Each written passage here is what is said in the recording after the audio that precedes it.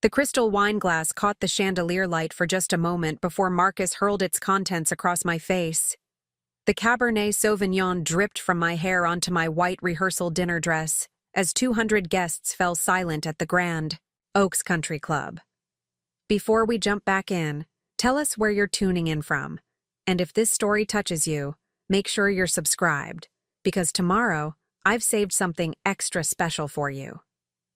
His face was twisted with rage, his voice echoing across the elegant ballroom as he screamed about my supposed betrayal, about documents I'd supposedly stolen, about how I was nothing but a gold-digging fraud who'd manipulated my way into his life.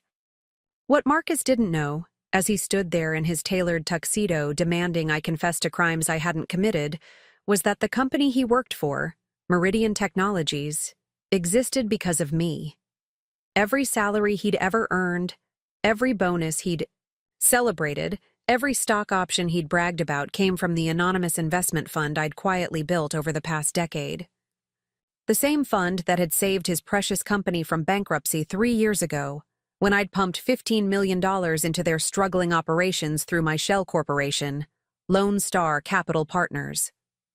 Tomorrow morning, Marcus Thompson would walk into his corner office as Vice President of Business Development, nursing a hangover and probably still furious about our ruined engagement. But he'd also discover that his anonymous investor had called an emergency board meeting.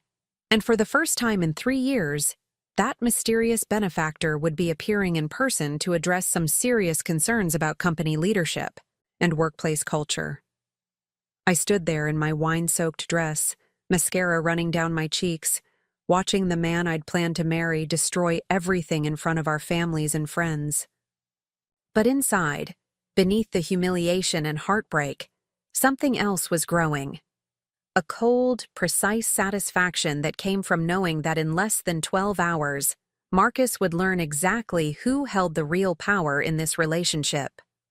The morning, after what should have been my wedding day, I sat in my modest apartment in East Austin, staring at my laptop screen while sipping coffee from a chipped mug.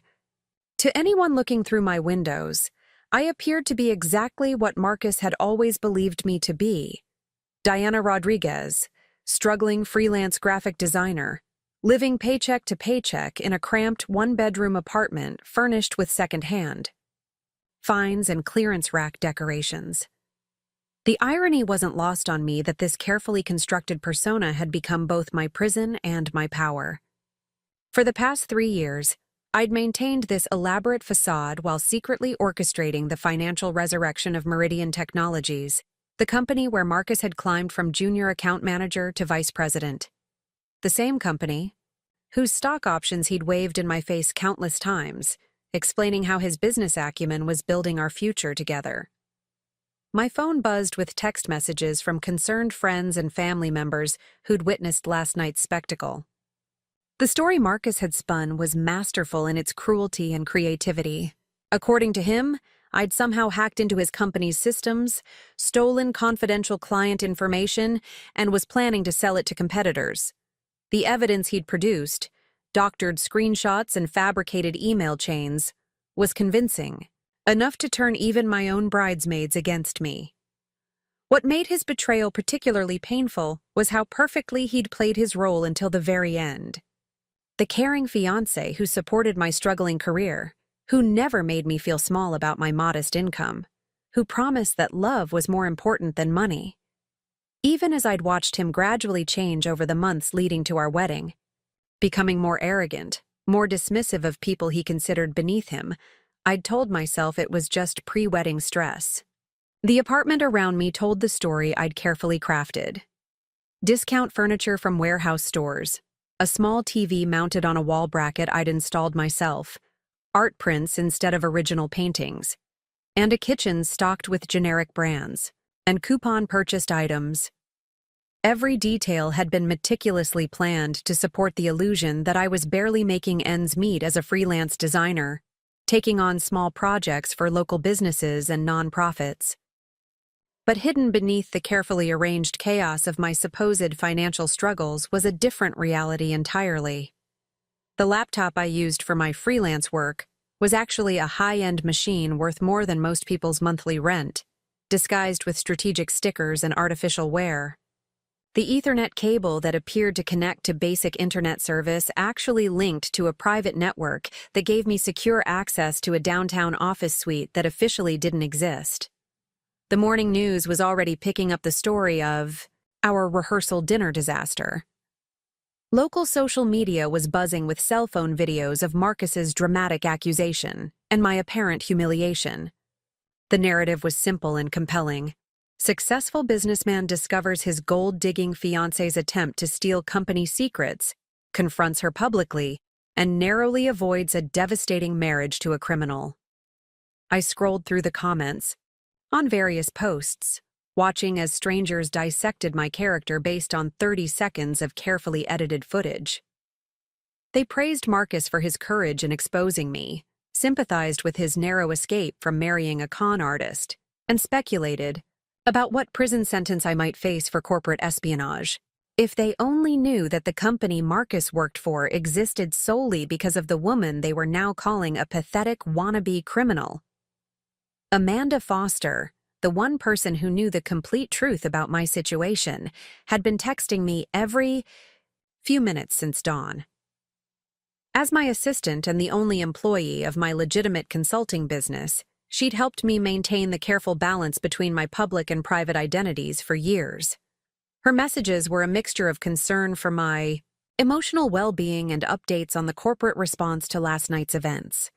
According to Amanda's sources within Meridian Technologies, Marcus had arrived at the office early this morning, playing the role of the devastated victim to perfection.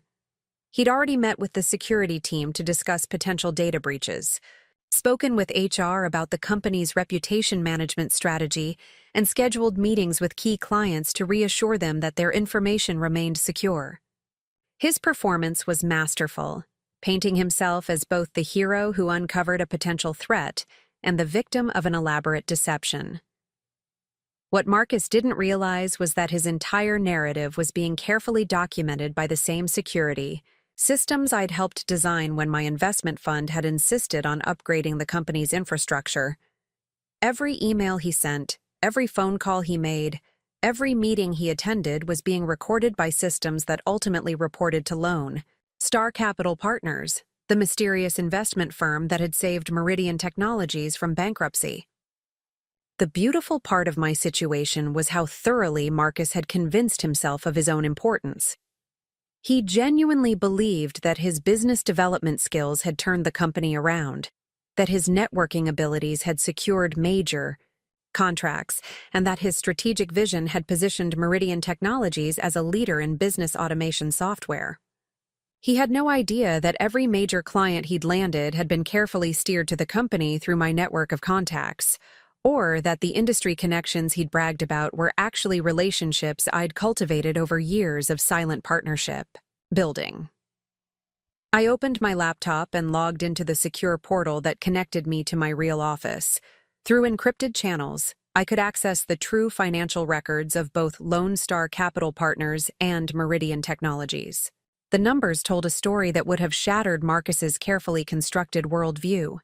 His company was entirely dependent on my continued investment, his salary was ultimately paid by my money, and his stock options were valuable only because I'd chosen to make them so. The phone rang, displaying the number I'd been expecting. Carlos Martinez, my head of security and investigations, had been monitoring the situation since last night's disaster.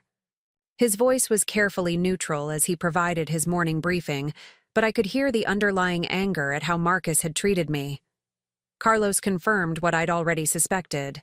Marcus's accusations were not just false, but they were projection. His investigation had uncovered evidence that Marcus himself had been engaging in the exact type of corporate espionage he'd accused me of. For the past 6 months, he'd been having secret meetings with competitors, sharing strategic information about Meridian Technologies' upcoming product launches and positioning himself for a potential executive role at a rival company. The documentation was thorough and damning. Email chains discussing confidential client information, recorded phone conversations about proprietary software features, and financial records showing payments from competitor companies to accounts Marcus had hidden from both the IRS and his employer. While he'd been publicly playing the role of loyal company man and devoted fiancé, he'd been privately negotiating the sale of everything he could steal. But the most devastating piece of evidence was a recording from just 2 weeks ago, where Marcus had laughed about his plan to marry me for my supposed connections in the design world, then divorce me after using my contacts to build his own consulting business. According to the conversation Carlos had captured, I was never meant to be anything more than a stepping stone to Marcus's ultimate goal of starting his own company using stolen intellectual property and client relationships. The complexity of his deception was almost admirable in its thoroughness. He'd spent months building a case against me, creating false evidence of crimes I'd never committed, while simultaneously committing actual crimes against his employer.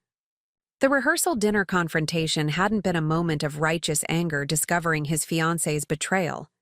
It had been a calculated performance designed to destroy my credibility before I could potentially expose his own criminal activities. What Marcus had never realized was that I'd been watching him just as carefully as he'd been watching me. The difference was that my surveillance was motivated by genuine love and concern, while his was motivated by greed and manipulation. I'd noticed the changes in his behavior, the mysterious phone calls, the unexplained absences, and the gradual shift in how he treated me and others. What I'd initially attributed to pre-wedding stress had actually been the pressure of maintaining multiple deceptions while planning his ultimate betrayal. As I sat in my carefully constructed, modest apartment, surrounded by the props of my false identity, I realized that Marcus had actually done me a favor. His public humiliation had freed me from the emotional obligation to protect him from the consequences of his own actions.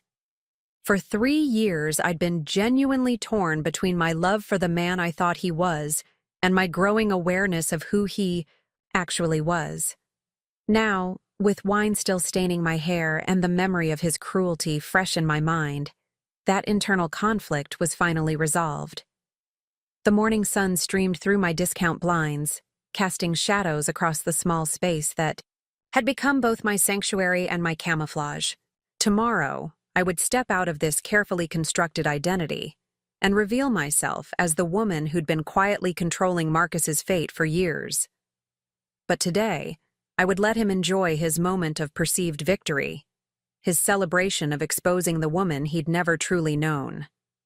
After all, the best revenge isn't just about the destination. It's about making sure your target never sees it coming until it's far too late to escape the consequences of their own choices. My transformation from Diana Rodriguez, idealistic, young entrepreneur, to Diana Rodriguez, anonymous puppet master, began 7 years ago in a cramped coffee shop near the University of Texas campus. I was 25, fresh out of my MBA program, and burning with the kind of naive optimism that makes you believe hard work and good intentions are enough to change the world. Back then, I'd built a small but promising design consultancy from nothing, working 18-hour days to establish relationships with local businesses and nonprofits. Preparing and narrating this story took us a lot of time, so if you are enjoying it, subscribe to our channel. It means a lot to us. Now back to the story. My portfolio was impressive, my client satisfaction rates were exceptional, and I was making enough money to rent a decent apartment in central Austin while slowly paying down my student loans. More importantly, I genuinely loved what I was doing, helping small businesses create professional brands that could compete with larger corporations. That coffee shop meeting was supposed to be a celebration. Rachel Kim, who was then just a junior associate at a mid-sized law firm, had invited me to discuss a potential partnership opportunity. Her firm represented several small tech startups that needed design services, and she thought my work would be perfect for their budgets and aesthetic needs. We'd met through a young professional networking group, and I'd been impressed by her sharp legal mind and genuine interest in helping emerging businesses succeed. What I didn't expect was for Rachel to arrive at our meeting with a stack of legal documents and a grim expression that immediately told me our conversation wasn't going to be about new business opportunities.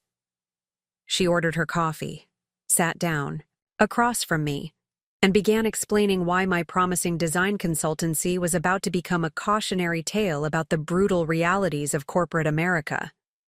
The lawsuit had been filed 3 days earlier by Morrison and Associates, a large marketing firm based in Dallas. Their claim was as simple as it was devastating. I had allegedly stolen their proprietary design concepts and rebranded them for my own clients. According to their filing, several of my most successful projects bore suspicious similarities to campaigns they'd developed for major corporate clients. They were seeking damages in excess of $2 million, plus injunctive relief that would effectively shut down my business immediately. Rachel spread the documents across our small table, explaining each charge with the clinical precision that made her such an effective attorney. The evidence they'd assembled was circumstantially compelling. Side-by-side comparisons of color palettes, typography choices, and layout structures that did indeed show remarkable similarities. To someone without deep knowledge of design principles, it might appear that I'd systematically copied their work and passed it off as my own original creations. The reality was far more insidious. Morrison and Associates hadn't just stumbled across my work and noticed similarities. They'd been systematically targeting successful small design firms across Texas, using their superior resources to manufacture intellectual property disputes that smaller competitors couldn't afford to fight. Their strategy was brilliant in its predatory efficiency. Identify promising designers whose work showed natural evolution of current trends, claim those trends as their own proprietary innovations, then force settlements that eliminated potential competitors while enriching their own coffers. What made their approach particularly effective was their understanding of how design inspiration actually works. Every creative professional builds on existing concepts, adapts current trends, and synthesizes multiple influences into new combinations. The difference between inspiration and theft often comes down to subjective interpretation, and Morrison and Associates had learned to exploit that ambiguity through expensive litigation that most small businesses simply couldn't survive. Rachel walked me through the financial reality of fighting their lawsuit. Even if I ultimately won, which was far from guaranteed given the subjective nature of design copyright, the legal costs would bankrupt my business long before we reached a courtroom. Morrison and Associates knew this, which was why they'd structured their settlement offer to appear generous while actually being extortionist. I could pay them $300,000 and sign a non-compete agreement that would prevent me from working in Texas for 5 years, or I could spend twice that amount on legal fees with no guarantee of victory. The non-compete clause was the real killer. It wasn't just about money.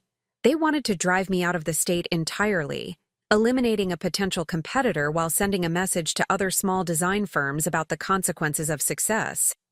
I could keep my business alive by essentially admitting guilt and exiling myself from the market I'd spent years building, or I could fight and likely lose everything anyway. Sitting in that coffee shop, watching Rachel's sympathetic expression as she explained my impossible choices, I felt something fundamental shift inside me. The naive optimism that had driven my entrepreneurial dreams began curdling into something colder and more calculating. The system wasn't designed to reward hard work and innovation. It was designed to protect established players from upstart competitors who might threaten their market share. That night, I sat in my apartment with my laptop and began researching Morrison and Associates with the kind of obsessive focus I'd previously reserved for client projects.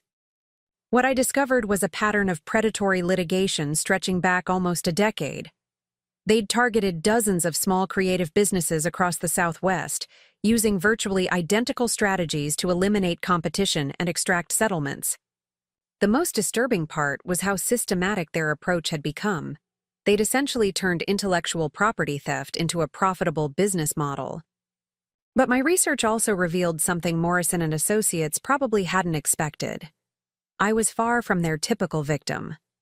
Unlike most small business owners who focused exclusively on their creative work, I'd spent years studying business strategy and corporate finance. My MBA hadn't been just an academic exercise. I genuinely understood the coursework about market manipulation, competitive intelligence, and strategic corporate warfare. More importantly, I'd been quietly building relationships with investors and venture capitalists through my design work. Several of my nonprofit clients were actually fronts for wealthy individuals who wanted to support community initiatives, while maintaining anonymity. Through those connections, I'd gained access to Austin's underground network of angel investors, private equity partners, and corporate raiders who operated in the shadows of the legitimate business world. The plan that began forming in my mind was audacious in its scope and timeline. Instead of fighting Morrison and Associates directly, I would let them win this battle while positioning myself to win a much larger war. I would sell my design business, use the proceeds as seed capital for an investment fund, and begin systematically acquiring stakes in companies throughout the Texas business ecosystem. Over time, I would build enough influence to either destroy Morrison and Associates or force them to acknowledge the futility of predatory litigation. But the emotional core of my strategy was more personal than purely financial. I'd fallen in love with the idea of building something beautiful and meaningful, only to watch it destroyed by people who contributed nothing except parasitic legal manipulation. If the business world was actually a battlefield where nice people finished last, then I would learn to fight by their rules while maintaining my own sense of justice and purpose. The first step was selling my design consultancy to a buyer who would maintain its operations while I transitioned into a silent partner role. Through Rachel's legal connections, I found a buyer who was willing to pay fair market value while keeping me on as an anonymous consultant. This allowed me to maintain income while beginning my transformation into an behind-the-scenes investor. The second step was establishing Lone Star Capital Partners as a legitimate investment vehicle with appropriate legal protections and financial structures. Rachel left her law firm to become my full-time legal counsel, and together we created a network of shell companies, limited partnerships, and offshore accounts that would allow me to invest in businesses while maintaining complete anonymity. The complexity of our corporate structure was designed to prevent exactly the kind of targeted litigation that had destroyed my original business. The third step was building a team of professionals who could execute my long-term strategy while maintaining operational security. Amanda Foster became my assistant and day-to-day operational manager, handling the logistics of maintaining my public identity while coordinating my private investment activities. Carlos Martinez joined us as head of security and investigation, using his background in corporate intelligence to identify investment opportunities and potential threats. Within 18 months of losing my design business, I'd established a multi-million-dollar investment fund with stakes in 12 different companies across Austin's technology sector.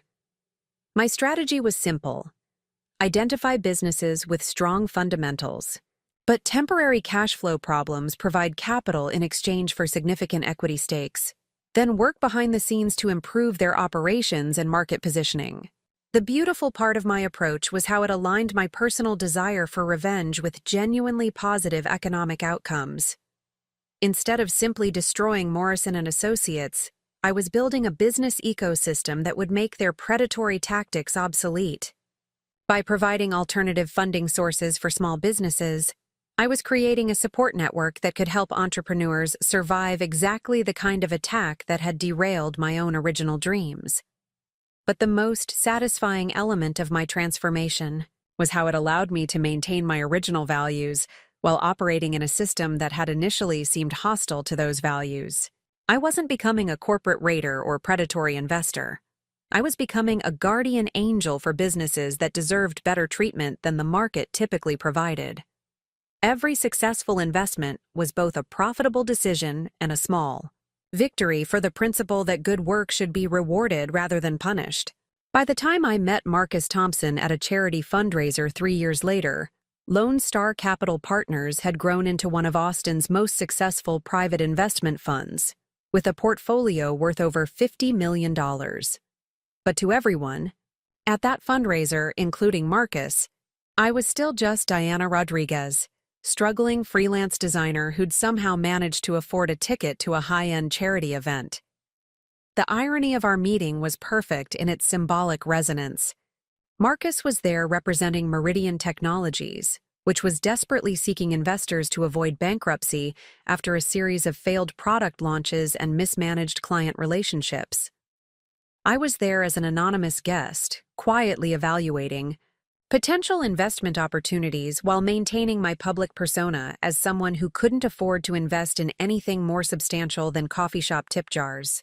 When Marcus introduced himself and began explaining his company's innovative approach to business automation software, I realized I'd found the perfect vehicle for the next phase of my long-term strategy. Meridian Technologies wasn't just a good investment opportunity. It was a chance to test whether I could build a genuine relationship with someone while maintaining the kind of strategic deception that had become central to my identity. The conversation we had that night was illuminating in ways Marcus never realized. He spent 20 minutes explaining his company's financial struggles, their need for capital investment, and his personal commitment to turning the situation around. What he was really doing was providing me with a detailed case study for exactly the kind of investment opportunity I'd been seeking. A fundamentally sound business with temporary problems that could be solved with patient capital and strategic guidance. But more importantly, his approach to our conversation revealed something about his character that should have been a warning sign. Even though he believed I was just a struggling designer with no relevant business experience, he spent the entire evening trying to impress me with his corporate success and financial prospects. He wasn't interested in getting to know me as a person. He was performing a version of himself designed to attract someone he believed could be useful to his ambitions. That night, as I drove home in the modest Honda Civic that was part of my carefully maintained public image, I made the decision that would define the next 3 years of my life. I would invest in Meridian Technologies anonymously through Lone Star Capital Partners, allowing Marcus to believe his charm and business acumen had attracted a mysterious benefactor. Simultaneously, I would begin dating him while maintaining my struggling designer persona, creating a double-blind experiment in whether genuine love could survive systematic deception. The plan was ambitious, risky, and emotionally dangerous in ways I hadn't fully anticipated. But it was also the perfect synthesis of my business strategy and personal curiosity. If Marcus could love me when he believed I had nothing to offer, except emotional support, then perhaps I'd found someone who shared my original values about the relationship between love and money. If he couldn't, then I'd learn something valuable about both his character and my own capacity for self-protection. Looking back now, I realize that my decision to simultaneously invest in his company and date him was motivated by the same naive optimism that had driven my original entrepreneurial dreams. I wanted to believe that good people could recognize each other regardless of external circumstances, and that love could transcend the kind of financial manipulation that had destroyed my first business. I wanted Marcus to prove that my cynicism about corporate America hadn't completely destroyed my faith in human decency. But even as I was hoping for the best, I was preparing for the worst. Every conversation we had was recorded, every financial transaction was documented, and every business decision was structured to protect my interests regardless of how our personal relationship evolved.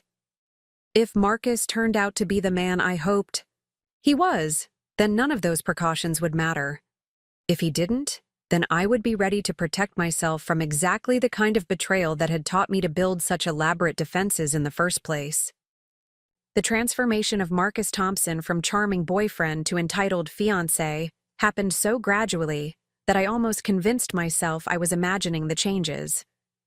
In the beginning, our relationship had felt like a refuge from the complicated game of corporate chess I'd been playing since rebuilding my life after Morrison and Associates destroyed my first business. Marcus seemed genuinely interested in my supposed struggles as a freelance designer, offered emotional support during my fabricated client crises, and never made me feel inadequate about my carefully constructed financial limitations. But as Meridian Technologies began flourishing under the anonymous guidance of Lone Star Capital Partners, Marcus's behavior started shifting in ways that initially seemed positive, but gradually revealed a darker underlying pattern. The struggling company executive who'd been grateful for any investor interest slowly transformed into a corporate success story who believed his personal brilliance had orchestrated the turnaround. With each quarterly earnings report that exceeded expectations, each new client contract that boosted revenue, and each industry recognition that elevated the company's profile, Marcus's ego expanded proportionally. The first warning sign appeared about 8 months into our relationship, during a dinner conversation about workplace dynamics at Meridian Technologies. Marcus was describing a conflict with one of the company's senior developers, a woman named Lisa Chen, who'd been questioning some of his strategic decisions about client prioritization. According to Marcus, Lisa was getting too big for her britches and needed to be reminded about proper chain of command protocols. What made this conversation particularly disturbing was how casually Marcus dismissed Lisa's concerns, which were actually quite valid from a technical perspective. Through my anonymous monitoring of company operations, I knew that Lisa had identified several potential problems with Marcus's client management approach that could create serious issues if left unaddressed. But instead of engaging with her expertise, Marcus was interpreting her feedback as a personal challenge to his authority that needed to be crushed rather than considered. The second warning sign came during our first anniversary dinner, when Marcus began talking about his long-term career goals with an arrogance that seemed incompatible with the man I'd initially fallen in love with. He outlined his plans to leverage Meridian Technologies' success into consulting opportunities, speaking engagements, and eventually his own business ventures. The way he described these ambitions revealed a fundamental misunderstanding of why the company had become successful, attributing everything to his personal vision and leadership, while completely ignoring the strategic investments and behind-the-scenes guidance that had actually driven the turnaround. But the most troubling aspect of his anniversary monologue was how he talked about our future together. Instead of expressing love and commitment, he focused on how my design skills could support his entrepreneurial ambitions, how my freelance flexibility could accommodate his demanding schedule, and how our combined resources could accelerate his transition into independent consulting. He wasn't planning a marriage. He was planning a merger where he would be the senior partner and I would be the supporting player. Through Amanda's careful monitoring of my emotional responses during this period, we documented how Marcus's changing behavior was affecting my psychological well-being, despite my attempts to maintain professional objectivity about our relationship. The cognitive dissonance between loving someone and simultaneously gathering evidence of their character flaws was more exhausting than I'd anticipated. Every romantic gesture felt suspect, every declaration of love seemed potentially manipulative, and every intimate moment carried the weight of strategic calculation. The pressure intensified when Marcus began making subtle but persistent suggestions about my career direction.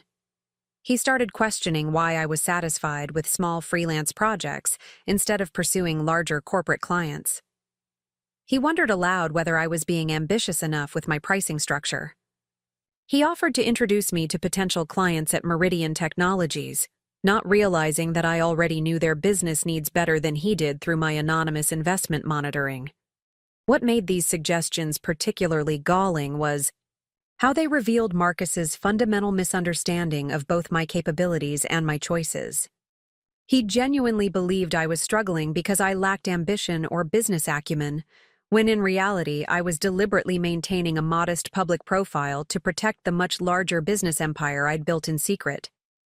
His condescending advice about career development was based on the assumption that I needed his guidance to achieve success I'd already far exceeded. The situation became more complex when Carlos Martinez began reporting suspicious activity in Marcus's professional communications. Through our legitimate security monitoring of Meridian Technologies systems, we discovered that Marcus had been having unauthorized conversations with competitors about potential business opportunities. Initially, these seemed like innocent networking activities, but the pattern of information sharing suggested something more concerning was developing. The timeline of Marcus's external communications correlated perfectly with the deterioration of his treatment toward me and other people he considered subordinate. As he began secretly negotiating potential job opportunities with rival companies, his confidence grew and his empathy diminished. He started treating service workers with casual rudeness, dismissing colleagues' contributions more frequently, and showing less patience with anyone who couldn't immediately contribute to his professional advancement. One particularly revealing incident occurred during a dinner party at our apartment, where Marcus had invited several Meridian Technologies colleagues to celebrate a major client acquisition. What these guests didn't know was that the client acquisition had been carefully orchestrated through my network of business contacts, who'd been subtly steered toward Meridian Technologies based on my behind-the-scenes guidance.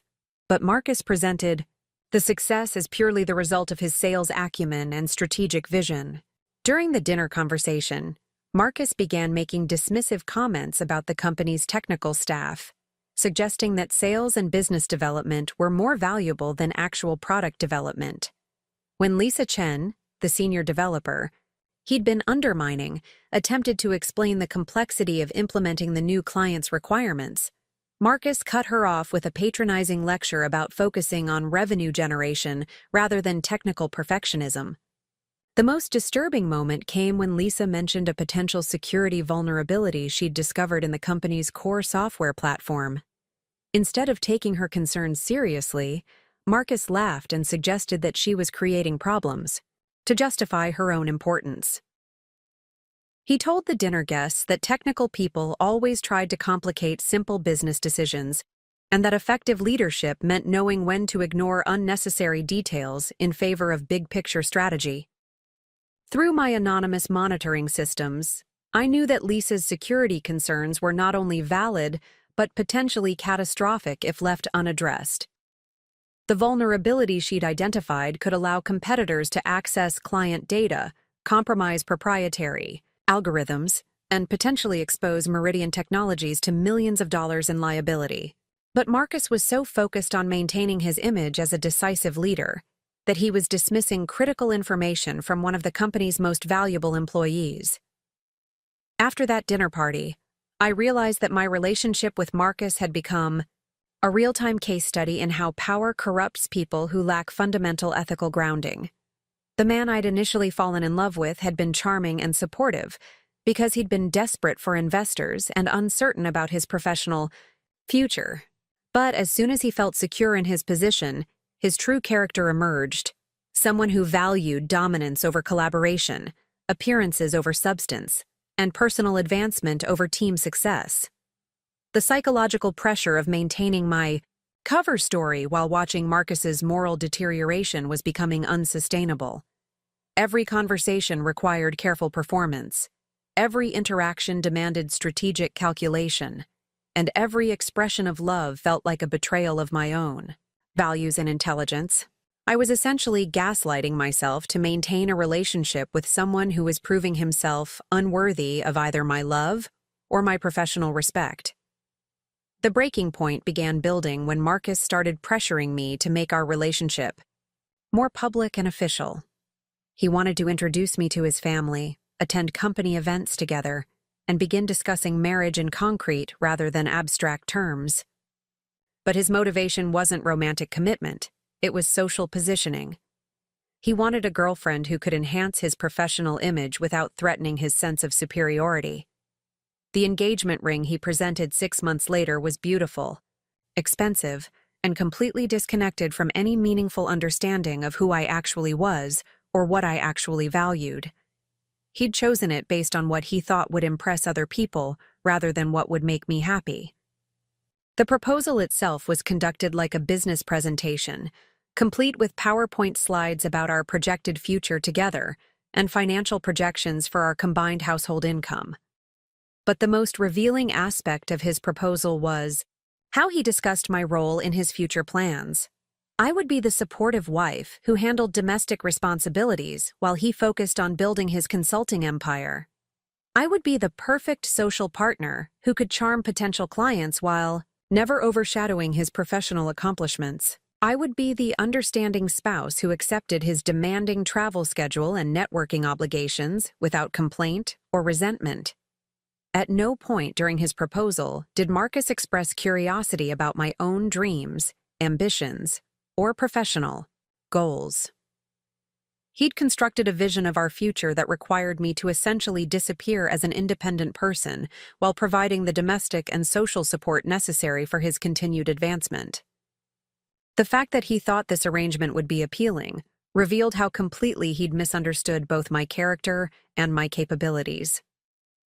As our wedding planning began, the pressure of maintaining my double life reached a crescendo that began affecting my health and professional performance. Amanda Foster started expressing concern about my stress levels, noting that the cognitive load of managing both my investment portfolio and my fake relationship was creating dangerous decision-making. Fatigue. Carlos Martinez reported that Marcus's suspicious activities were escalating, with evidence suggesting he was actively preparing to leave Meridian Technologies for a competitor while stealing client relationships and proprietary information. The final months before our wedding became a race between my desire to end the charade and my professional obligation to protect the investments I'd made in Marcus's company. If I revealed my identity too early, Marcus might be able to warn his co-conspirators and minimize the legal consequences of his corporate espionage.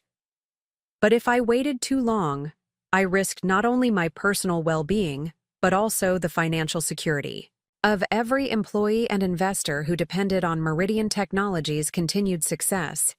The rehearsal dinner at the Grand Oaks Country Club was supposed to be my last performance as Diana Rodriguez, struggling freelance designer. I'd planned to reveal my true identity during the wedding ceremony, transforming what Marcus intended as his moment of social triumph into a public reckoning with the consequences of his choices. But Marcus's paranoia about my supposed threat to his career had been building for weeks, fueled by his own guilty conscience about his criminal activities. The documents he'd fabricated to frame me for corporate espionage were actually projections of his own crimes, reconfigured to implicate me instead of himself. The evidence he'd assembled was compelling because it was based on real misconduct, just not mine. His public confrontation at the rehearsal dinner wasn't righteous anger discovering betrayal. It was a desperate attempt to destroy my credibility. Before I could expose the truth about his own systematic theft of company resources and client relationships. Standing there in my wine-soaked dress, watching Marcus perform his elaborate deception for an audience of family and friends, I finally understood that my experiment in love and trust had been doomed from the beginning. Marcus had never been capable of loving me as an equal partner because he'd never seen me as an equal person. His affection had been conditional on my continued subordination, and his commitment had been dependent on my willingness to sacrifice my own identity for his advancement. But his betrayal had also freed me from the emotional obligation to protect him from the consequences of his own choices. For months, I'd been hoping that Marcus would prove himself worthy of mercy, that our relationship would provide a reason to handle his corporate crimes with discretion rather than public exposure. Now, with Cabernet Sauvignon dripping from my hair and the laughter of our wedding guests echoing in my ears, I realized that mercy was a luxury Marcus had forfeited through his own actions.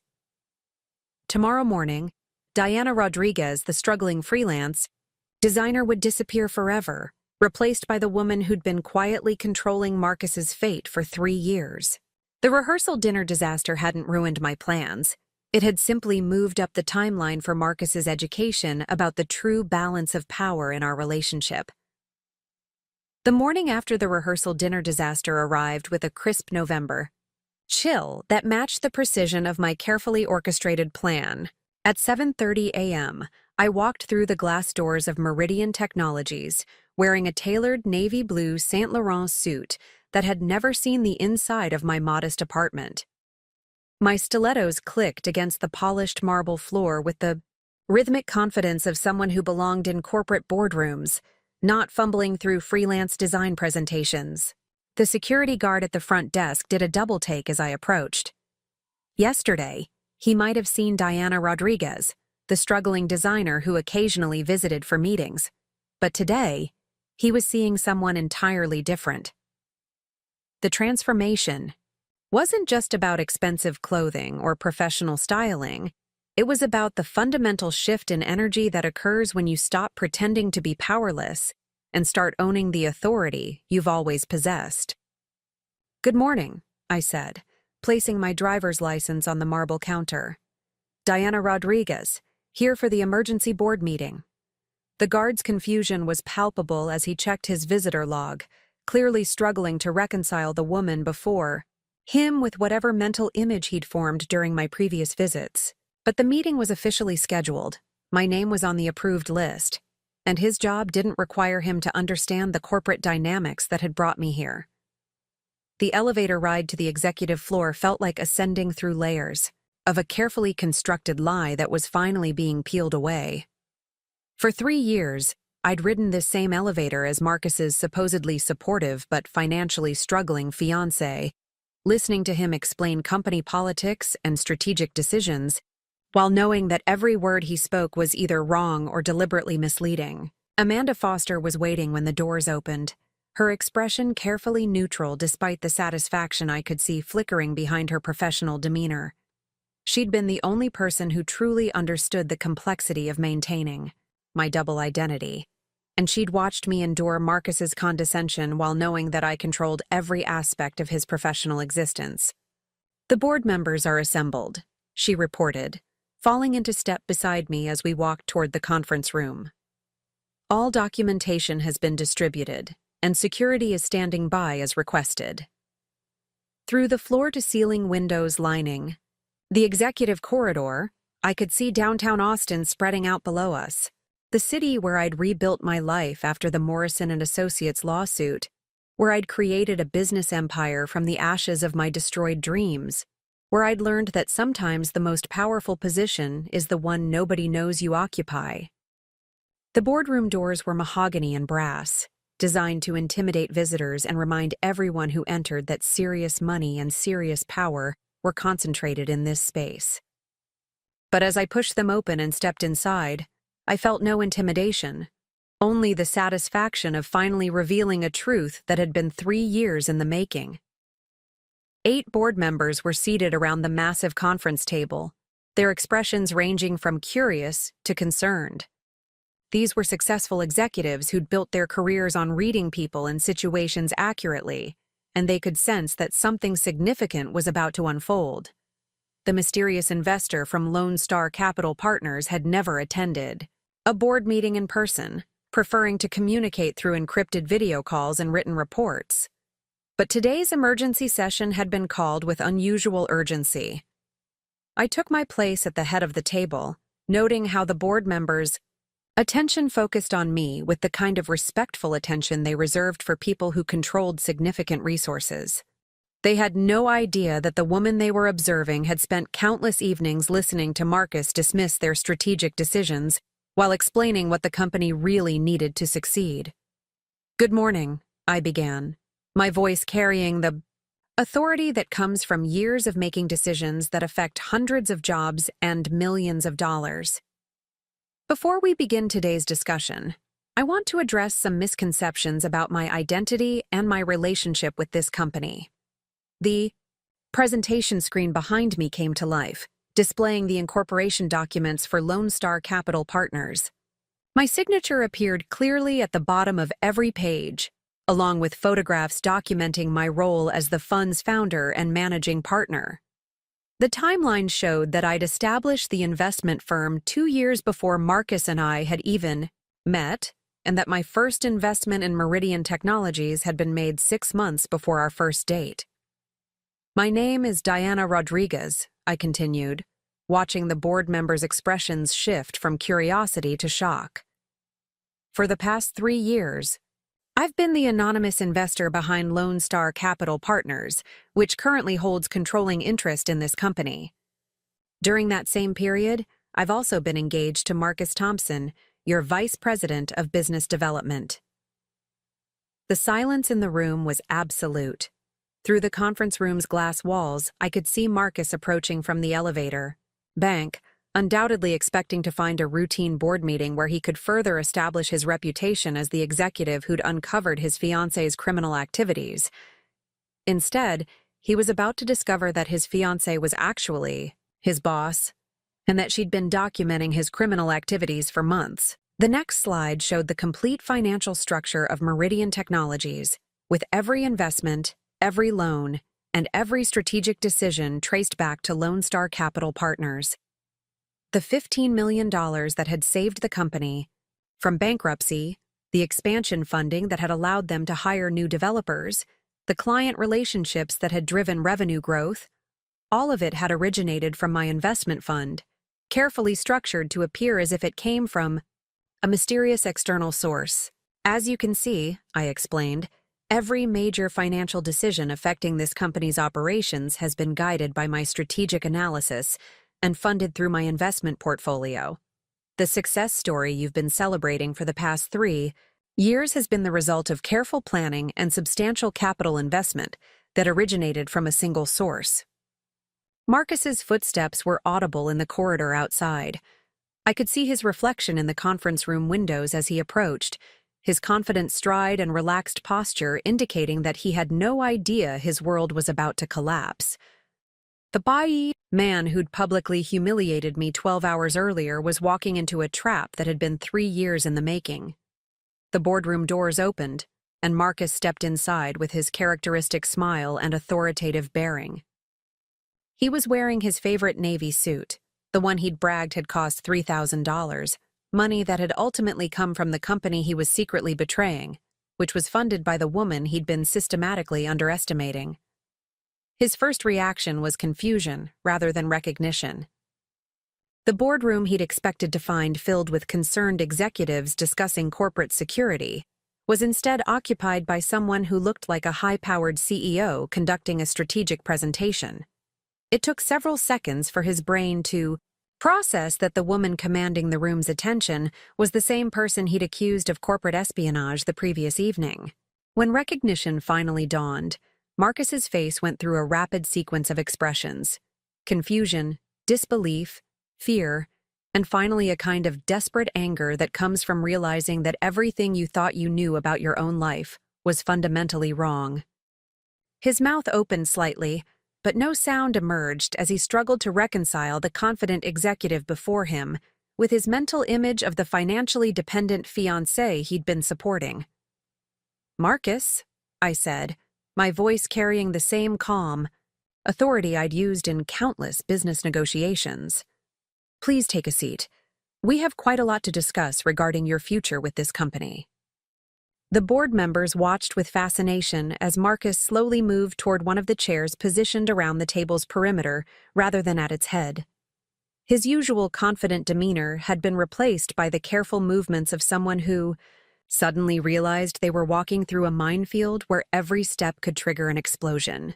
The presentation continued with documentation of every strategic decision that had shaped Meridian Technologies' recovery from near bankruptcy. The client acquisition strategy that Marcus had been taking credit for had actually been developed by my consulting team 18 months before implementation.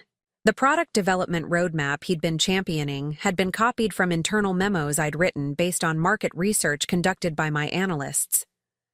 Mr. Thompson's contributions to this company's success, I explained, have been somewhat different from what his employment record might suggest.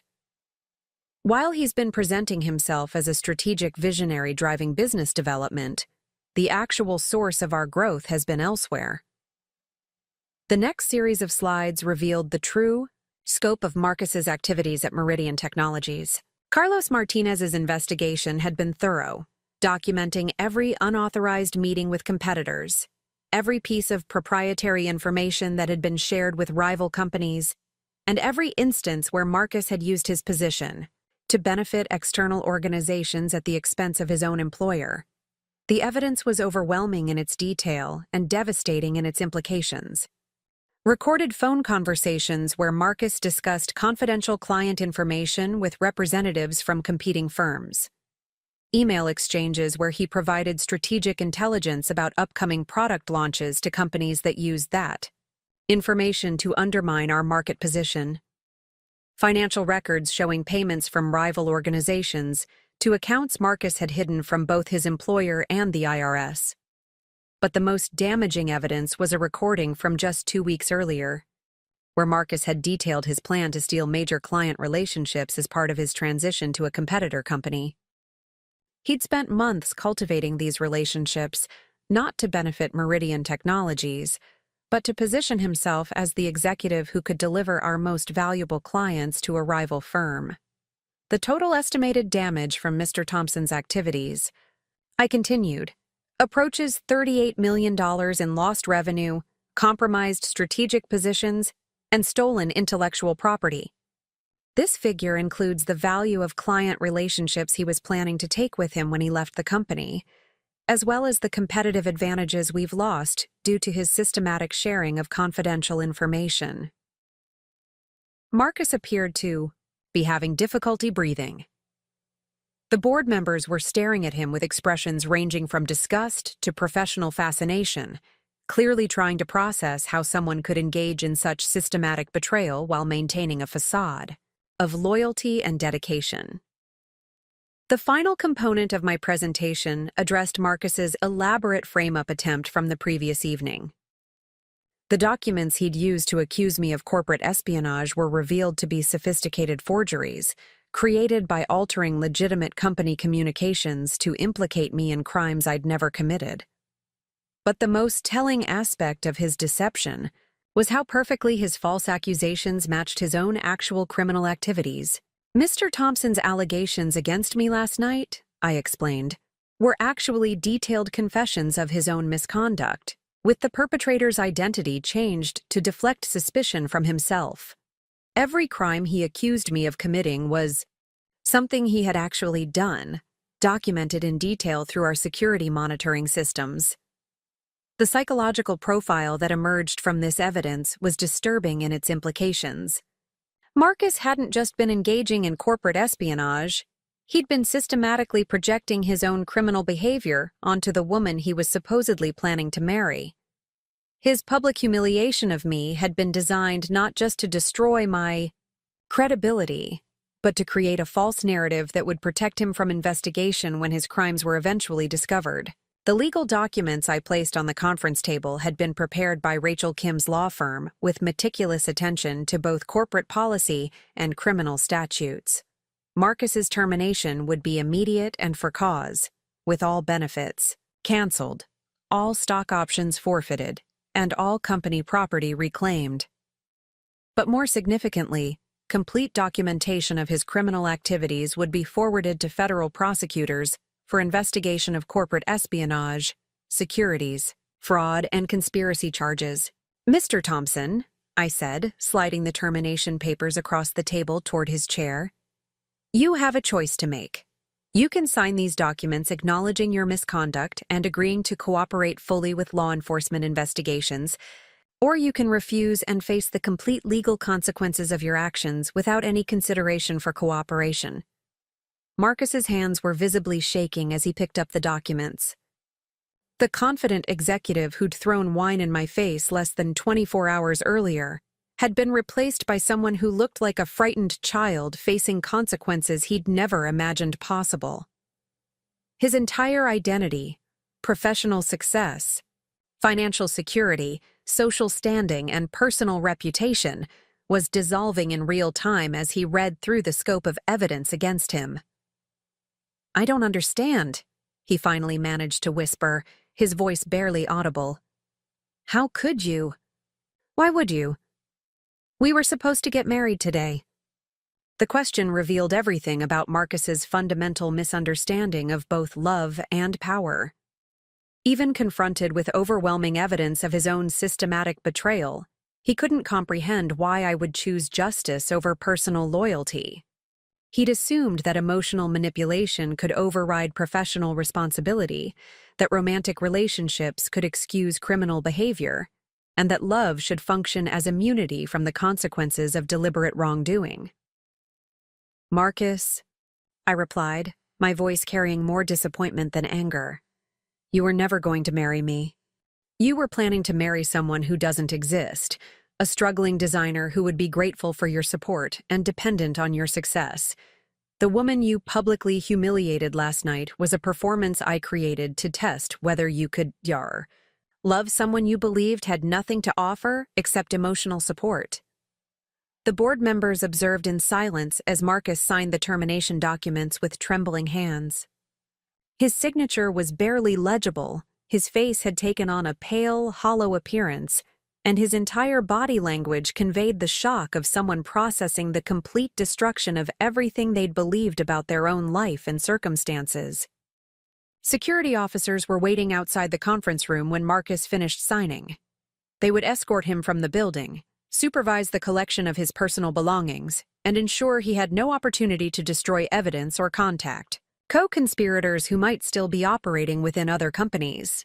His access to all company systems had been revoked at the moment he'd signed the documents, his corporate credit cards had been canceled, and his parking space had already been reassigned. As Marcus was led away, I turned back to address the board members who were still processing what they'd witnessed. The morning's revelation had been traumatic for everyone involved, but it had also been necessary to protect the company's future operations and ensure that similar betrayals couldn't occur again. Now, I said, returning to my presentation materials, let's discuss the strategic initiatives we'll be implementing to strengthen this company's market position and corporate governance. We have significant opportunities ahead of us, and I'm looking forward to working with all of you openly and honestly for the first time. The transformation from Diana Rodriguez, struggling freelance designer, to Diana Rodriguez, controlling investor and corporate executive, was finally complete. But more importantly, the systematic deception that had been poisoning Meridian Technologies from within had been exposed and eliminated, and the real work of building something positive from the wreckage of Marcus's betrayal could now begin. Through the conference room windows, I watched Marcus being escorted across the parking lot toward a waiting police car. The investigation into his activities would continue for months, but his ability to harm this company or its employees was permanently ended. The man who'd tried to destroy my reputation to protect his own criminal activities was now facing the full consequences of his choices, while the company he'd been systematically betraying was finally free to reach its full potential. The board meeting continued for another 2 hours as we discussed new leadership structures, enhanced security protocols, and strategic initiatives that would prevent any future executive from accumulating enough unchecked power to engage in the kind of systematic betrayal Marcus had orchestrated. But throughout these discussions, I felt a profound sense of relief that the elaborate performance I'd maintained for 3 years was finally over. The woman who'd endured Marcus's condescension while secretly controlling his fate was gone, replaced by someone who could engage with the world authentically and directly. The psychological burden of maintaining a double identity had been more exhausting than I'd realized, and its removal felt like emerging from underwater into clear, breathable air. As the meeting concluded and the board members began filing out, several approached me individually to express their gratitude for my patience in handling such a delicate situation. They understood that I could have exposed Marcus's criminal activities at any time, but had chosen to gather comprehensive evidence that would ensure complete justice while protecting the company's reputation and operations. The morning sun was streaming through the conference room windows as I gathered my presentation materials, illuminating the space where I'd finally revealed the truth about 3 years of carefully maintained deception. Tomorrow, Meridian Technologies would begin operating under transparent leadership for the first time since Marcus had joined the company. The employees who'd suffered under his toxic management style would discover that their anonymous benefactor had been working to protect them all along. But the most satisfying aspect of the morning's revelation wasn't Marcus's destruction. It was the liberation that came from finally being able to operate as myself, without pretense or performance, or the exhausting maintenance of an elaborate lie. The woman who'd hidden her strength to test whether it could be loved was now free to use that strength openly and constructively. The rehearsal dinner disaster that had seemed like the end of everything had actually been the catalyst for a new beginning. Marcus's betrayal had freed me from any obligation to protect him from the consequences of his own choices, and his public humiliation had eliminated the last emotional barrier to revealing the truth about our relationship and his criminal activities.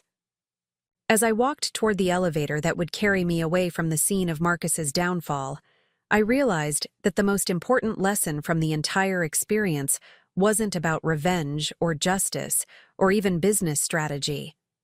It was about the power that comes from understanding your own worth, protecting that value from those who would exploit it, and using your strength to create positive change rather than simply avoiding negative consequences. The transformation was complete, and the real work was just beginning. 2 years had passed since the morning Marcus Thompson discovered that his struggling fiancée was actually the anonymous investor who controlled his professional destiny. The executive conference room at Meridian Technologies had been redesigned. Since that day, with new furniture, updated technology, and an atmosphere that reflected collaborative leadership rather than the fear-based hierarchy that had characterized the company's previous operations. I stood at the floor-to-ceiling windows, watching Austin's skyline evolve as construction cranes added new towers to the downtown district. The city's transformation mirrored my own journey from hidden influence to public leadership, and I found satisfaction in knowing that both changes represented genuine progress rather than mere cosmetic improvements. Amanda Foster entered with her afternoon briefing, her tablet containing updates on the expanding network of businesses that had flourished under our guidance since implementing the management philosophy we'd developed in response to Marcus's toxic leadership style. The contrast between our current operations and the elaborate deception we'd maintained during the investigation was striking in its simplicity and effectiveness. "The quarterly reports are exceptional across the board," she announced, settling into the chair across from my desk. "Employee satisfaction at Meridian Technologies is at 94%, the highest in our industry. Lisa Chen's research division has filed for 12 new patents this quarter, and we've received acquisition offers from 3 major corporations that will politely decline." The transformation of Meridian Technologies from a toxic workplace into an industry leader had exceeded even my optimistic projections. Without Marcus's systematic sabotage draining resources and damaging morale, the company had discovered its true potential. The brilliant employees who'd been suppressed under his management were now driving innovations that had positioned us as the dominant force in business automation software. More importantly, the workplace culture had evolved into something genuinely collaborative and supportive. The fear-based management style that Marcus had championed had been replaced by systems that valued employee expertise, encouraged creative problem-solving, and rewarded contributions based on merit rather than political maneuvering. The results had been immediate and measurable. Innovation accelerated, customer satisfaction improved, and employee retention reached levels that made us a case study for business schools. The morning's first meeting had been with the leadership team we'd assembled to replace the toxic management structure Marcus had helped create. Instead of executives who maintained power through intimidation and information hoarding, we'd promoted people who demonstrated both technical competence and emotional intelligence. The difference in energy and productivity was so dramatic that other companies were now studying our management philosophy as a model for positive organizational change. Rachel Kim, who had transitioned from my personal legal counsel to the company's general counsel, provided updates on the ongoing legal proceedings related to Marcus's criminal activities. The investigation had expanded far beyond our initial evidence, revealing a network of corporate espionage that had affected dozens of companies across the technology sector. Federal prosecutors were now treating the case as one of the most significant corporate fraud investigations in Texas business history. Marcus's trial is scheduled to begin next month, Rachel reported, reviewing her legal briefs. The prosecution has over 400 pieces of evidence documenting his activities, including the recordings we provided and additional evidence discovered during the broader investigation. His defense attorney has indicated they're considering a plea bargain, but the federal prosecutors are seeking significant prison time given the scope of his criminal activities. The evidence had been overwhelming from the beginning, but the investigation had uncovered additional crimes that Marcus had committed at previous companies, establishing a pattern of systematic betrayal that stretched back over a decade. The pry. Man who'd publicly accused me of corporate espionage had actually been one of the most prolific corporate spies in recent business history, stealing proprietary information and client relationships from every company that had trusted him with responsibility. His co-conspirators at other companies had already been sentenced to terms ranging from 5 to 12 years in federal prison. The conspiracy had been sophisticated enough to avoid detection for years, but once Marcus's activities were exposed, the entire network had unraveled quickly. The recordings we'd provided had been the key that unlocked a much larger criminal enterprise. But the most satisfying aspect of the legal proceedings wasn't Marcus's impending imprisonment. It was the broader impact on corporate governance and business ethics throughout the region. The investigation had prompted companies across Texas to examine their own security procedures, implement stronger oversight mechanisms, and create better protections for whistleblowers who reported suspicious activities. Amanda's tablet showed the latest surveillance update on Marcus's current situation. He was living in a small apartment in Houston, working at a telemarketing company while awaiting trial. His legal fees had consumed most of his savings, his professional reputation had been completely destroyed, and his social circle had evaporated as former colleagues and friends distanced themselves from association with his criminal activities. The irony wasn't lost on me that Marcus's current circumstances were remarkably similar to the fake identity I'd maintained during our relationship. Struggling financially, working multiple jobs, and facing daily uncertainty about the future. The difference was that my performance had been a strategic choice designed to achieve specific goals, while his situation was the inevitable consequence of years of criminal behavior finally catching up with him. But focusing on Marcus's destruction had never been the primary purpose of my strategy. The real satisfaction came from reviewing the positive transformations that had emerged from exposing his betrayal and implementing the ethical business practices we'd developed in response to his toxic influence. The expansion of Lone Star Capital Partners had been remarkable in both scope and impact. Our investment portfolio now included 47 companies across 15 different industries, with a combined value exceeding $400 million. But more significantly, every investment was guided by principles that prioritized long-term value creation over short-term profit extraction. The companies in our portfolio had become known for their ethical business practices, their commitment to employee development, and their contributions to community welfare. We weren't just generating financial returns for investors. We were proving that businesses could be both profitable and beneficial to society, creating jobs that paid living wages, developing products that solved real problems, and operating in ways that enhanced rather than exploited the communities where they were located.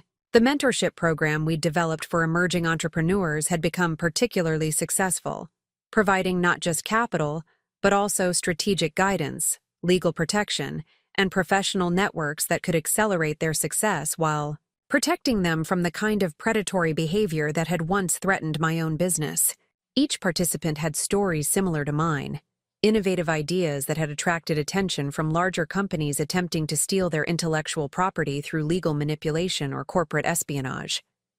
The program had become a model for other investment firms, demonstrating that supporting emerging entrepreneurs was not only morally satisfying, but also financially profitable.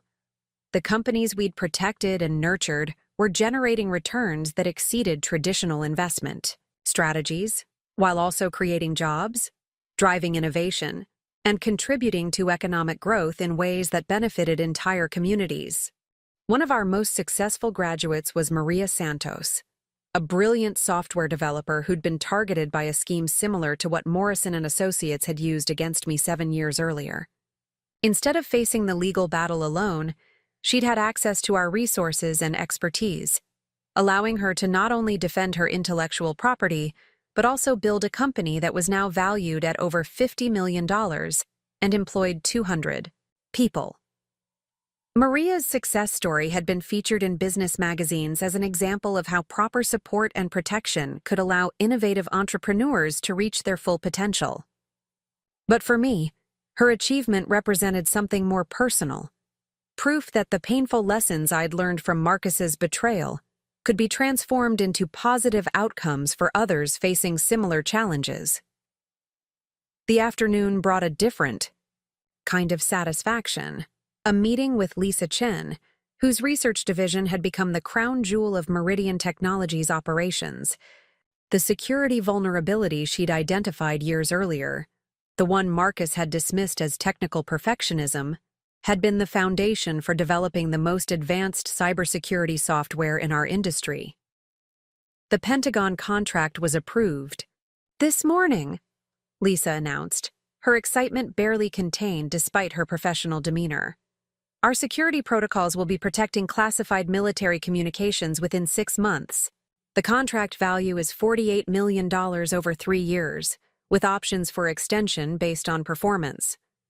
The irony was perfect in its completeness. The technical expertise that Marcus had dismissed as unnecessary complication was now generating more revenue than all his supposed business development activities combined. Lisa's innovations had attracted attention from government agencies, major corporations, and international organizations seeking the highest levels of cybersecurity protection. Under my direct guidance, Lisa had assembled a team of developers who were revolutionizing the entire industry's approach to information security. Their work was so advanced that competitors were attempting to recruit our employees with salary offers double what we were paying. But our team remained loyal because they understood they were working on projects that could genuinely change the world. The transformation extended beyond our own operations to the broader Austin business community. The exposure of Marcus's espionage network had prompted industry-wide improvements in corporate governance and information protection. Local business organizations were now featuring presentations about ethical leadership, using our company as an example of how positive culture change could drive both moral and financial success. My personal transformation had been equally significant, though in ways that were more subtle than the obvious shift from hidden identity to public leadership. The psychological burden of maintaining a double life for 3 years had created chronic stress that had affected my health, my relationships, and my decision-making capabilities in ways I hadn't fully recognized at the time. The relief of finally living authentically, of aligning my public and private identities, had been transformative beyond my expectations. My creativity had returned, my energy had increased, and my capacity for genuine relationships had been restored. The woman who'd once needed to construct an elaborate fake persona to protect herself from exploitation was now confident enough to engage with the world honestly. The dating world had been particularly interesting to navigate as my authentic self. The men who approached me now were attracted to success, confidence, and intelligence, qualities that Marcus had found threatening when he'd discovered their existence. The contrast between relationships built on genuine mutual respect and the elaborate deception I'd maintained with Marcus was stark enough to make me grateful for the painful education his betrayal had provided. But the most significant change was in my approach to business relationships and corporate leadership.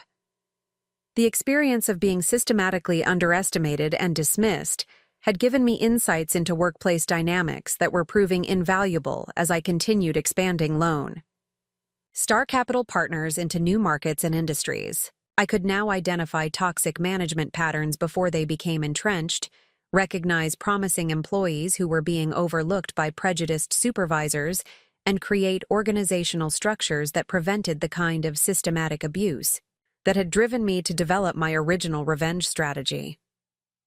The lessons learned from Marcus's betrayal were being applied to protect hundreds of other employees from similar treatment. The evening concluded with a final meeting that had become a monthly tradition. Dinner with the core team that had helped me maintain my double identity during the investigation years. Amanda Foster, Carlos Martinez, and Rachel Kim had all played crucial roles in gathering evidence, protecting company operations, and ensuring that Marcus's criminal activities were properly documented and prosecuted. Any regrets? Amanda asked as we reviewed the latest financial reports showing record profits across our entire portfolio. I considered the question seriously, thinking about the path that had brought me from that coffee shop meeting with Rachel 7 years earlier to my current position as one of Austin's most successful investors and business leaders. The naive optimism that had driven my original entrepreneurial dreams had been transformed into something more sophisticated but equally powerful. A commitment to building businesses that created value for everyone involved, rather than extracting wealth through manipulation and exploitation. None, I replied, watching the sunset paint the Austin skyline in shades of gold and red. Every difficult moment taught me something essential about strength, strategy, and the importance of protecting what you've built. The transformation that had begun with Marcus's betrayal was now generating positive changes that extended far beyond the immediate participants in our original drama. The ripple effects of choosing ethical business practices over predatory exploitation were creating opportunities for thousands of employees, hundreds of entrepreneurs, and countless clients who benefited from products and services developed through collaborative rather than competitive approaches to innovation. The woman who'd once hidden her strength to test whether it could be loved was now using that strength openly and constructively, creating value that benefited everyone whose lives intersected with her decisions. The elaborate deception that had once defined my relationship with Marcus had been replaced by a commitment to transparency that was proving more powerful than any manipulation I'd ever attempted. The rehearsal dinner disaster that had seemed like the end of everything had actually been the beginning of something much better than I'd ever dared to hope for. Marcus's betrayal had freed me to discover not just my own strength, but my capacity to use that strength in ways that created positive change for others, rather than simply protecting myself from negative consequences. As I prepared to leave the office for my authentic home, driving my authentic car to a life built on authenticity rather than performance, I realized that the most important lesson from the entire experience had been about the liberation that comes from finally being able to live as yourself, without apology or compromise, or the exhausting maintenance of elaborate deceptions designed to test other people's character. The transformation was complete, but the real work of building something meaningful and lasting was just beginning. The future stretched ahead with possibilities that would have been unimaginable during the years of careful deception and strategic planning, filled with opportunities to create value rather than simply extract it, to build relationships based on truth rather than manipulation, and to use success as a platform for helping others rather than simply protecting yourself from those who might try to tear you down. The wine Marcus had thrown in my face at our rehearsal dinner had washed away the last pretense of a relationship built on deception and systematic underestimation. In its place had emerged a life built on authenticity, success earned through merit and intelligence, and the deep satisfaction that comes from knowing that your prosperity is creating opportunities for others rather than taking them away. The transformation was complete, and the woman who emerged from that wreckage was stronger, wiser, and more capable of creating positive change than she'd ever imagined possible. 5 years had passed since that November morning when Marcus Thompson's world crumbled in the Meridian Technologies boardroom, and Austin's business district bore little resemblance to the city where I'd once hidden my identity behind discount clothing and carefully manufactured vulnerability. The skyline had grown taller, the economy had diversified beyond recognition, and the culture of corporate accountability that had emerged from exposing Marcus's criminal network had transformed how business was conducted throughout Texas. Standing in my penthouse office atop the newest addition to downtown Austin's financial district, I surveyed an empire built not on deception or exploitation, but on the radical concept that businesses could generate extraordinary profits while genuinely improving the lives of everyone they touched. The Lone Star Capital Partners logo adorned the building's facade, no longer hidden behind shell companies and anonymous investment vehicles, but proudly displayed as a symbol of ethical capitalism and transformative leadership. The morning light streamed through floor-to-ceiling windows that offered an unobstructed view of the University of Texas campus, where my entrepreneurial journey had begun nearly a decade earlier. That idealistic young woman who'd believed hard work and good intentions were sufficient to change the world seemed like a different person now. Not because I'd become cynical, but because I'd learned to combine idealism with strategic thinking, moral conviction with practical power, and genuine compassion with the strength necessary to protect what mattered most. Amanda Foster entered with her daily briefing, but her role had evolved far beyond personal assistant to become chief operating officer of an investment empire that now managed over $2 billion across 6 countries. The woman who'd helped me maintain my elaborate deception during the Marcus investigation had become instrumental in building something unprecedented in modern finance, a fund that consistently outperformed traditional investment strategies while maintaining the highest ethical standards in the industry. "The morning's headline numbers are remarkable," she announced, settling into the chair across from my desk with the easy familiarity of someone who'd shared every triumph and challenge of our extraordinary journey. "Portfolio companies are reporting combined quarterly revenues of $460 million, with average employee satisfaction ratings of 91% across all sectors. The Harvard Business School case study on our management philosophy has been downloaded over 50,000 times this month. The transformation of Lone Star Capital Partners from a revenge vehicle into a force for positive economic change had exceeded even my most ambitious projections. What had begun as a strategy to protect myself from predatory litigation had evolved into a comprehensive approach to business development that prioritized long-term value creation over short-term profit extraction. The companies in our portfolio weren't just financially successful, they were actively making the world better through innovative products, ethical employment practices, and genuine commitment to community welfare. Meridian Technologies had become the crown jewel of our investment portfolio, but its success was now measured in ways that transcended traditional financial metrics.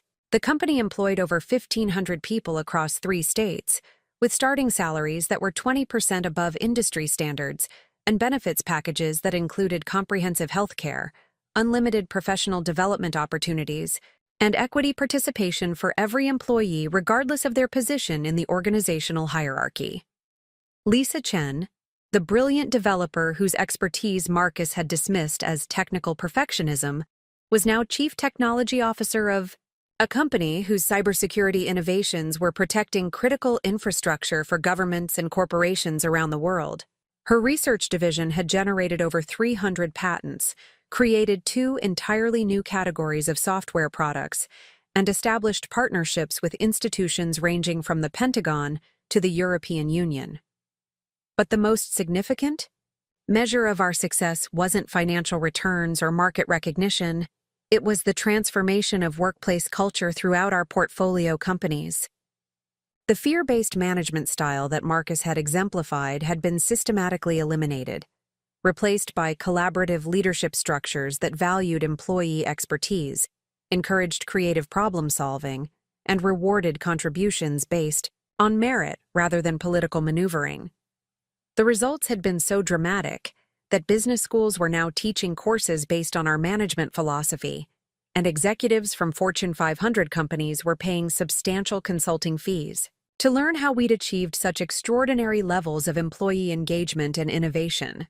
The toxic culture that had once characterized too many Austin businesses was being replaced by more ethical and sustainable approaches to leadership and development. Carlos Martinez joined our morning meeting with updates on the expanded security and investigation division he now headed. What had begun as surveillance of Marcus's criminal activities had evolved into a comprehensive corporate intelligence operation that helped companies identify and eliminate internal threats before they could cause significant damage. His team's expertise in detecting fraud, espionage, and systematic misconduct had become so valuable that we were fielding requests from international corporations seeking our services. The quarterly threat assessment shows interesting patterns, Carlos reported, reviewing his tablet with the methodical precision that had made him indispensable during the original investigation. Corporate espionage attempts are down 67% compared to 5 years ago, largely because word has spread about the consequences of targeting companies in our network. The deterrent effect of Marcus's prosecution has been more effective than any security system we could have installed. Marcus's trial had concluded 3 years earlier, with a sentence of 12 years in federal prison, but the broader impact of his prosecution had continued reverberating throughout the business community. The systematic network of corporate spies he'd been part of had been completely dismantled, with over 40 executives across 6 states facing criminal charges. The investigation had revealed the scope of corporate espionage in American business, leading to new federal legislation and enforcement mechanisms that made such activities far more dangerous for potential perpetrators. The morning's first meeting was with representatives from the Diana Rodriguez Foundation, the charitable organization I'd established to support entrepreneurs who were facing the kind of predatory litigation that had once threatened to destroy my own business. The foundation provided legal support, strategic guidance, and financial assistance to small business owners who were being targeted by larger companies seeking to eliminate competition through systematic abuse of the legal system. In the 5 years since its establishment, the foundation had helped over 300 entrepreneurs successfully defend their businesses against fraudulent intellectual property claims, predatory lawsuits, and corporate espionage attempts. The success rate was remarkable. Over 90% of the businesses we supported not only survived their legal challenges, but went on to become profitable enterprises that created jobs and contributed to their local economies. The foundation's most recent success story was particularly satisfying. Elena Vasquez, a young architect whose sustainable building designs had attracted attention from a major construction corporation, had been targeted by a lawsuit claiming she'd stolen proprietary techniques from their internal research division. The claim was baseless. Elena's innovations were based on her doctoral research at MIT, but the legal costs of defending against such accusations would have bankrupted her small firm. With the foundation's support, Elena had not only successfully defended her intellectual property, but had also uncovered evidence that the construction corporation was systematically targeting minority-owned businesses with fraudulent litigation designed to steal their innovations. The countersuit had resulted in a $50 million judgment against the corporation and criminal charges against 3 of their executives for conspiracy and fraud. Elena's architectural firm now employed over 200 people and had designed sustainable buildings in 12 countries. Her success had inspired other entrepreneurs to resist predatory litigation rather than accepting coercive settlements, and her case had become a landmark precedent for protecting intellectual property rights of small businesses against corporate raiders. The afternoon brought a different kind of satisfaction. The monthly meeting with the mentorship program participants who reminded me of my younger self. These were brilliant, ambitious entrepreneurs whose innovative ideas had attracted attention. From larger companies attempting to steal their intellectual property through legal manipulation or corporate espionage. Instead of facing these challenges alone, they now had access to resources and expertise that could protect their innovations while accelerating their success. The program had evolved into something resembling a graduate school for ethical entrepreneurship, where participants learned not just business strategy and financial management, but also the importance of building companies that created value for all stakeholders rather than extracting wealth through exploitation and manipulation. The curriculum included case studies of Marcus's criminal network, not as a cautionary tale about individual bad actors, but as an illustration of how systematic, unethical behavior ultimately destroys value for everyone involved.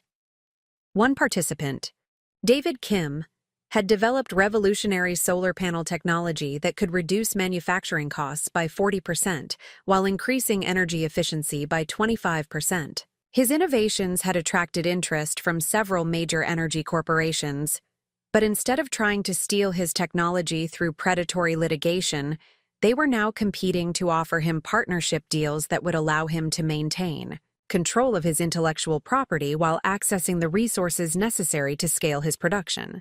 David's success represented the broader transformation in how established corporations approached innovative startups. The legal precedents established through Marcus's prosecution and related cases had made it far more dangerous for large companies to engage in intellectual property theft. While the success of our mentorship program had demonstrated that collaborative partnerships generated better outcomes than predatory acquisition strategies.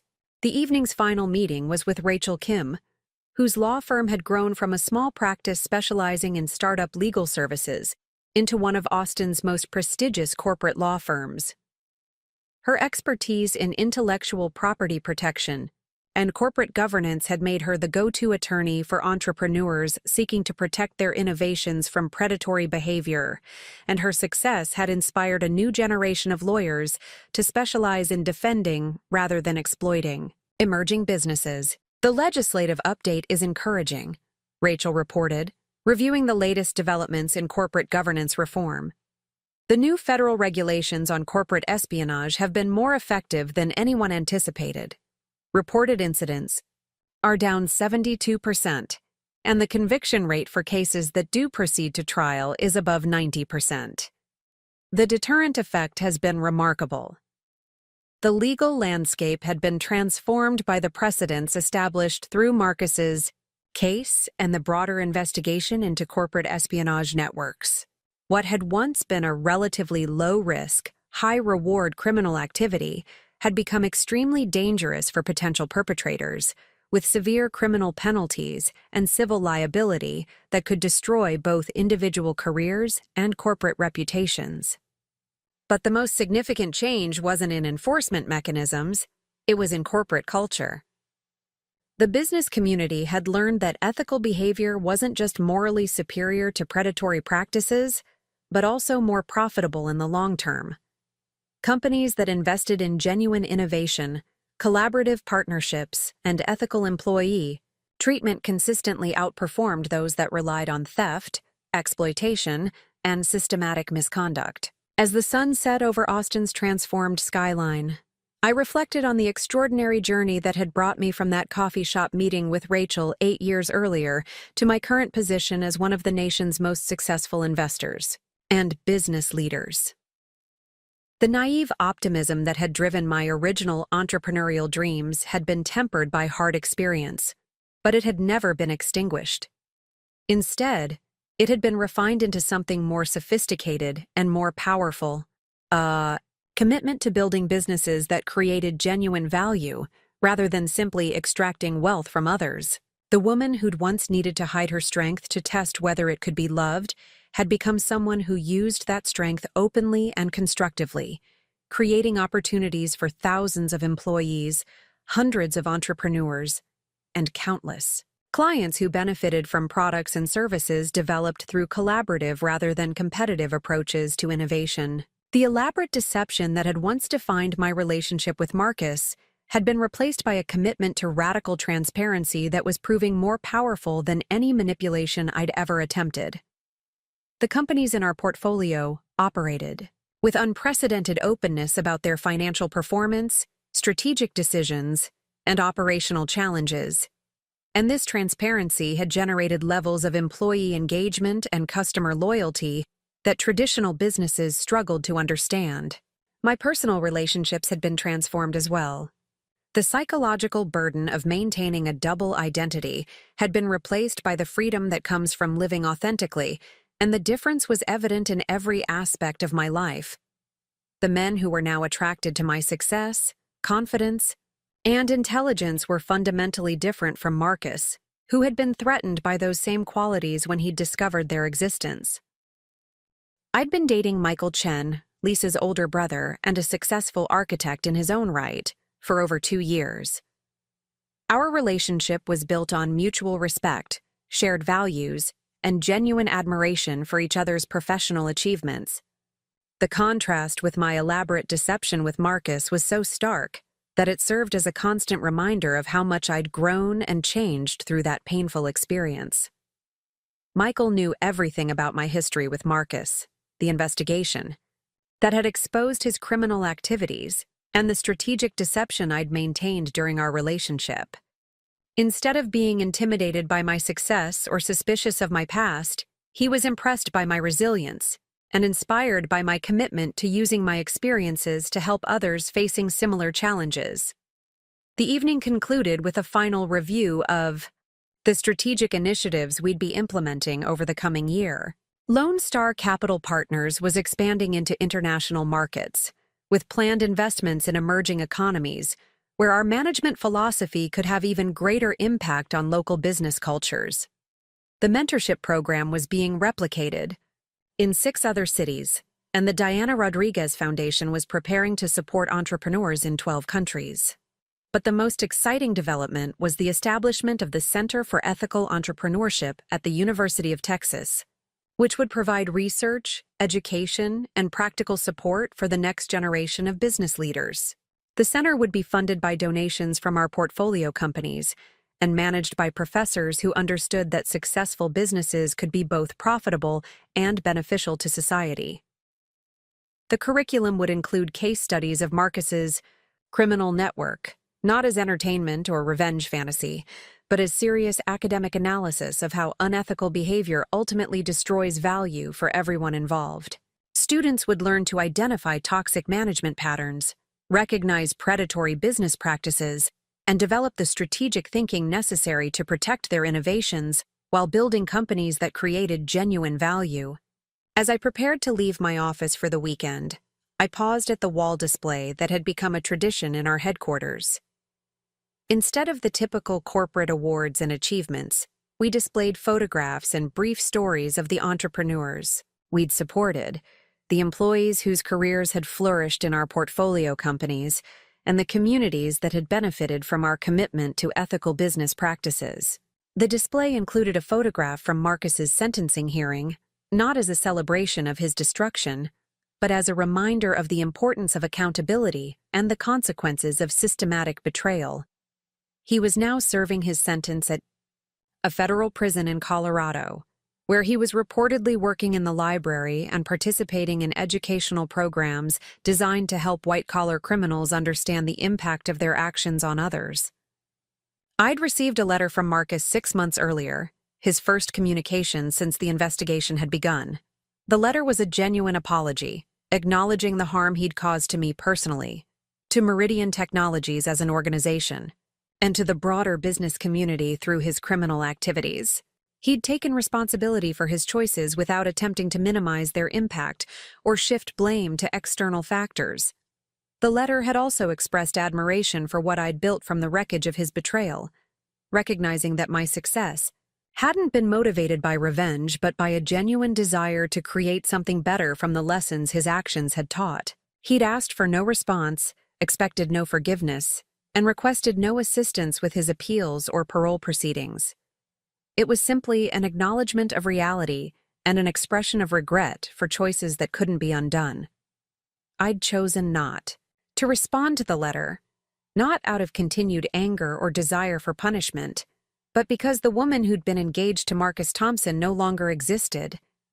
The person who'd endured his condescension while secretly controlling his fate had been transformed by that experience into someone whose energy was focused on creation rather than retribution, on building rather than destroying, on helping others rather than simply protecting herself.